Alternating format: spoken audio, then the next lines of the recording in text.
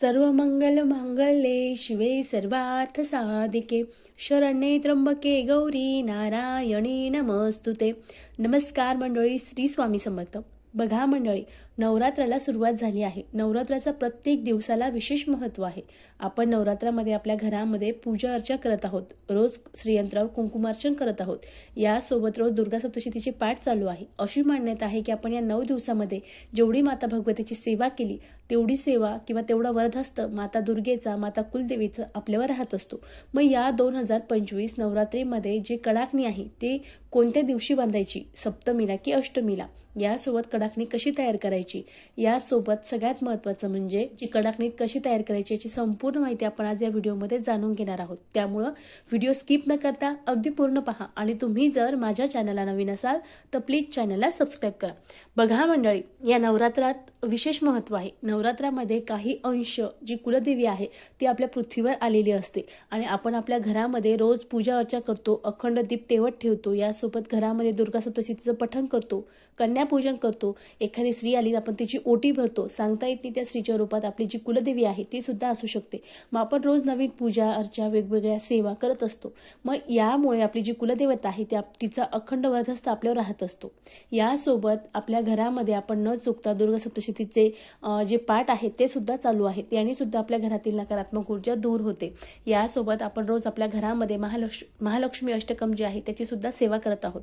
तुमच्याकडून जेवढी सेवा या 9 दिवसामध्ये होईल त्याचा फायदा आपल्याला मिळत असतो, कारण मी आधीच सांगितलं की आपली जी कुलदेवी आहे तिचा काही अंश आपल्या घरामध्ये असतो आणि तिचा अखंड वरदहस्त सुद्धा आपल्यावर राहत असतो। मग त्यामुळे जेवढी सेवा आपल्याला या 9 दिवसात करता येईल तेवढी सेवा आपल्याला करायची आहे।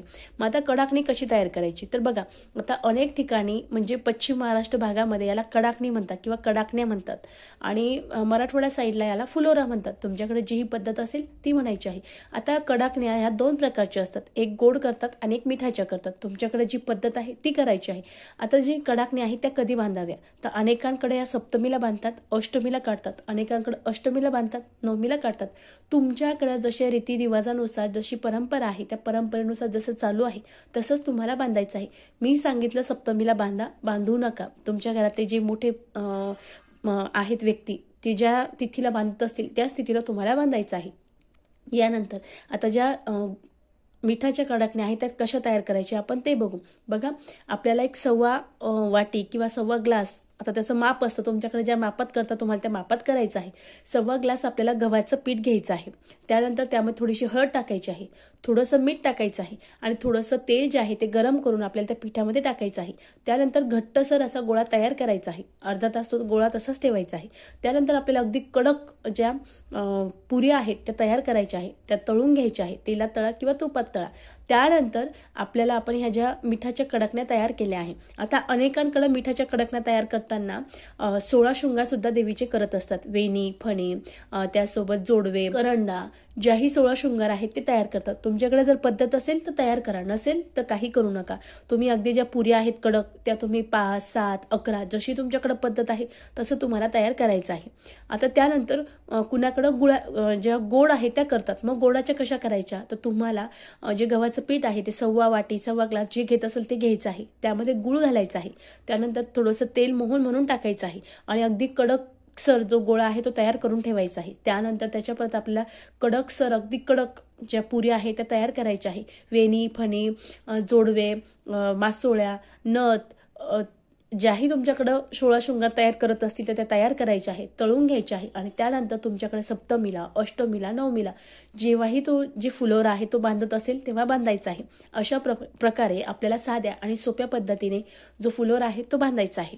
तुम्ही सप्तमीला किंवा अष्टमीला फुलोरा बांधणार असाल तर घरातलं जे वातावरण आहे ते अगदी घर स्वच्छ करून घ्या। त्यानंतर घरात कापूर आणि जी लवंग आहे ते जाळा, घरातलं वातावरण प्रसन्न करून घ्या आणि त्यानंतर तुम्हाला आपण जिथे माळ बांधतो त्या माळेच्या ठिकाणी जी कडाकणी आहेत किंवा फुलोरा आहेत तो बांधायचा आहे। आता तुम्ही 5, 7 किंवा 9 ज्या पुऱ्या आहेत त्या बांधू शकतात, शक्यतो 9 बांधा, कारण 9 दिवसाच्या देवी जगदंबेला, देवी अंबेला प्रसाद म्हणून आपण त्या बांधत असतो।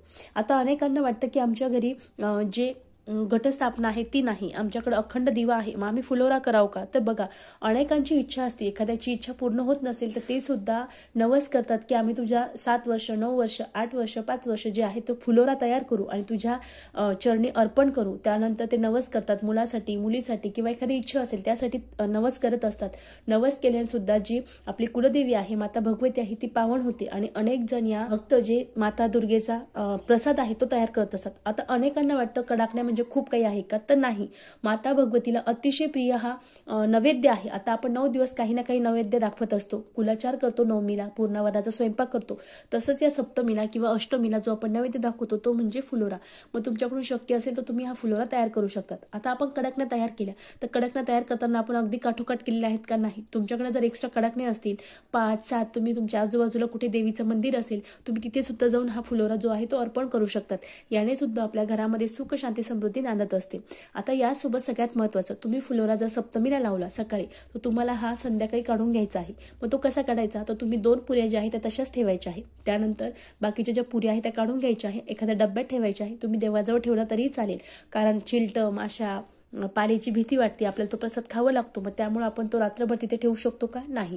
तर तुम्ही सप्तमीला सकाळी बांधला असेल तर संध्याकाळी काढून घ्या, 2 पुऱ्या तशाच ठेवा. अष्टमीला बांधला असेल तर अष्टमीच्या रात्री 2 पुऱ्या तिथं तशाच ठेवा. बाकी जे आहे ते डब्यात काढा आणि डब्बा तिथं देवाजवळच ठेवा, कारण तो प्रसाद आपल्याला नंतर खायचा आहे. मग तो आपण जर रात्रभर तो तसाच उघडा ठेवला तर आपण खाणार आहेत का? नाही. मग त्यामुळे आपल्याला तो प्रसाद दुसऱ्या दिवशी किंवा घटस्थापना झाल्यानंतर दसऱ्याच्या दिवशी तळी भरायचा कार्यक्रम करतो. मग तळी भरायला आपल्याकडे अनेक पुरुष मंडळी येतात. मग त्यावेळेस आपण ज्या कडाकण्या तयार केल्या आहेत त्या कडाकण्या आपण नारळाच्या सोबत, म्हणजे जेव्हा खोबऱ्याचा आपण प्रसाद देतो त्यावेळेस आपण ज्या कडाकण्या आहेत त्या सुद्धा आपण प्रसाद म्हणून देत असतो. मग तुमच्याकडे जशी प्रथा असेल तसं तुम्हाला द्यायचं आहे. पण तुम्ही जर 16 शृंगार तयार केलेले असतील तर 16 शृंगारामधल्या ज्या 16 शृंगार आहेत ते चुकूनही बाहेर देऊ नका. घरातल्या कुलश्रीनेच त्या 16 शृंगारचे जे पदार्थ आहेत ते खायचे आहेत, चुकूनही बाहेर कुणाला द्यायचे नाही. याची तुम्हाला विशेष काळजी घ्यायची आहे. आता यासोबत सगळ्यात महत्त्वाचं म्हणजे ज्या वेळेस कडाकण्या बांधणार आहोत त्यावेळेस आपल्याला आपल्या घरातील वातावरण शुद्ध करून घ्यायचं आहे. आता तुम्ही 5 बांधा, 7 बांधा, तुम्हाला जसं शक्य असेल तसं तुम्हाला बांधायचं आहे. आता सगळ्यात महत्त्वाचं म्हणजे एखाद्या महिलेला मुलगा किंवा मुलगी होत नसेल तर ती सुद्धा नवस करते आणि नवसानं तिला मुलगा मुलगी झाली तर ती 5 वर्ष किंवा 7 वर्ष जे कडाकणे आहे ते बांधत असतात. आता तुमच्याकडे प्रथा नसेल तर तुम्ही या वर्षीपासून चालू करू शकतात. फक्त माता भगवतीला हा नैवेद्य आहे, म्हणजे अगदी घाबरून जाण्यासारखं माझ्याकडून होईल का असं काहीही नाही. अगदी गव्हाच्या पिठापासून आपल्याला अगदी 10 मिनिटात हा पदार्थ तयार होणार आहे. मग तुमची एखादी इच्छा असेल, संतती प्राप्तीसाठी असेल, नोकरीसाठी असेल तर तुम्ही ज्या कडाकण्या आहेत त्या बांधू शकतात. आता कडाकण्या का बांधाव्या? तर बघा, आपल्या घरात सुख शांती समृद्धी यावी, कारण आपण माता भगवतीला अतिशय प्रिय सप्तमी अष्टमीला नैवेद्य अर्पण करतो.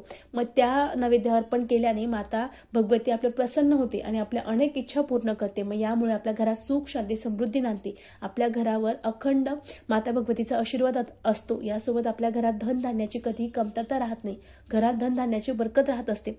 यासाठी आपल्याला न चुकता या नवमीपर्यंत ज्या कडाकण्या आहेत त्या फुलोरा तयार करायचा आहे. तुमच्याकडे करत नसतील तर अगदी करा. हा काही परंपरेचा किंवा नियमांचा काहीही प्रकार नाही, कारण फक्त आणि फक्त आपण माता भगवतीला, आपल्या कुलदेवीला जो नैवेद्य आहे तो अर्पण करत असतो. आपण पूर्णवर्णाचा नैवेद्य जसा अर्पण करतो तसाच हा नैवेद्य आहे. तुमच्याकडून शक्य झाला तर तुम्ही अवश्य हा जो नैवेद्य आहे तो तयार करा आणि माता भगवतीला तो अर्पण करा. तुमची एखादी इच्छा असेल ती सुद्धा 100% पूर्ण होईल. अशा प्रकारे आपल्याला कडाकण्या तयार करायचा आहे. त्याचा नैवेद्य आपल्याला माता भगवतीला, कुलदेवीला दाखवायचा आहे. बघा, अतिशय साधी आणि सोपी माहिती होती, मला तुमच्यापर्यंत पोहोचायची होती. व्हिडिओ कसा वाटला कमेंट्स करा. परत भेटू एका नवीन व्हिडिओमध्ये. श्री स्वामी समर्थ. धन्यवाद.